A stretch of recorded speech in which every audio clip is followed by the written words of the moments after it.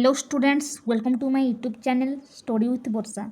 पिला माने आज आम क्लास 8 रो जो ओडिया विषय है प्रथम विषय जो पढ़ा विषय ना हूँ आस उत्कलय। विषयटा जी लिखिं ना कौन जातीय कवि वीरकिशोर दास।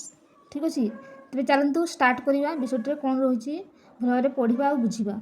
आस उत्कलय शुण सर्वे मिली ए देश जातिर पूर्व कथा स्मरण जार गौरवे तहर आपे आपे नई पड़ो मथा। एठारे कवि कहते कौन कहते कवि सब ओडिया मानक एकाठी हो आम देश और जातिर पुणा कथा शुणा आह्वान देते एवं सही इतिहास एत महान जे ताहाको कहीं मन पकाइले आम मथा कौन आपे आपे नईजे बोली कहते किए जातीय कवि वीरकिशोर दास।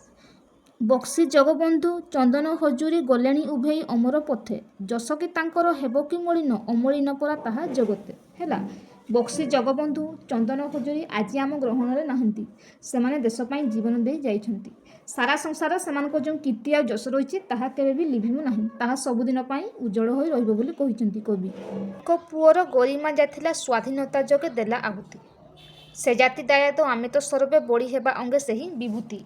दिने ओडिशार पाइक पुओ मानकर जो वीरत्व और गर्व थिला आमे समस्त से वीर जातिर उत्तराधिकारी। देशर स्वाधीनता से निज जीवन को आहुति दे देछंती। से आउ सही कौन वीर मानकर पवित्र पाउंश आउ धूड़ी को निज शरीर बोलिया कवि कहिछंती। आउ कौन कहिछंती तसाड़ी प्रांत दिने बोहिथिला समर वीर रकत नई स्वाधीनता प्राण देले जेते पचारिले माटी जीवत कहि। इतिहास प्रसिद्ध आमर कौन जो कलिंग युद्ध होता से माटीर वीर मानकर भक्तिर नदी बोही जाइथिला। जदि आमे माटी को पचारिबा तेबे माटीर प्रतिटी कणिकार सही वीर मानकर बलिदान कहानी कहबो। आउ कौन शांति मैत्री प्रीति प्लुतवाणी जही स्फुरुथिला प्रति अंतर भरी अहिंसा मंत्र देला जो दीक्षा कहीं केउ देश हेबता सरी। आम ओडिशा माटीर जहाँ विश्व को शांति है बंधुता और प्रेमर भक्तिवाणी मिली जहाँ प्रतिटी मनुष्य हृदय को आंदोलित करुला। यही माटी सारा पृथ्वी को अहिंसार जो मंत्र देती आमको कौन सबुठ श्रेष्ठ बोली कहुई। एभली महान देश दुनिया रे अन्य केउ देश समान हो पारिबो नाही बोली कवि कहते। आउ कौन कहते जे देशपाई माने जातिपाई दिने बारुत धर्मा झाँसी थिला प्राण सागर जले लिभिब कि तार ओलिवा कहानी थिबा जाए नर धरणी। आउ कौन कहते से कहते 12 बढ़ई जीवन आउ निज जातीय सम्मान रक्षा करने कोणार्कर सबुठ समुद्र डेऊ निज जीवन को उत्सर्ग कर देथिला किए धर्मा। जेपर्यंत मनुष्य जाति थिबो से पर्यंत धर्मार अमर कहानी केबे हेले लिभियो नाही बोली कवि कहते। आउ कौन कहते त्याग आदर्श जातिर महत्व देश पाई देला निजको बड़ी दरिद्र जनर बंधु गोपबंधु से पुओ महिमा हेब कड़ी है। आउ कौन कहते से थिले कौन त्याग आउ आदर्शर प्रतीक जी निज जाति आउ देशर सेवाई निजर सबुकिछि बलिदान दे देथिला। आउ कौन दरिद्र दुखी गोपबंधु थिले कौन जड़े प्रकृत बंधु एभली जड़े महान ओडिया पुअर गौरव और महिमा को केबे हेले कल्पना करि पारिबो नै बोली कवि कहते। आउ कौन कहते बाजी राउतर ना लुचि नाही मुकत पथर सैनिक सही तरपण कर हे नाम उच्चारी स्वाधीन संग्राम को पुराणी फेरी। आउ कौन कहते एठारे बाजी राउतर ना मध्य लुचि नाही बोली कहते कवि जी स्वाधीनतार जड़े प्रकृत वीर सैनिक थिले है।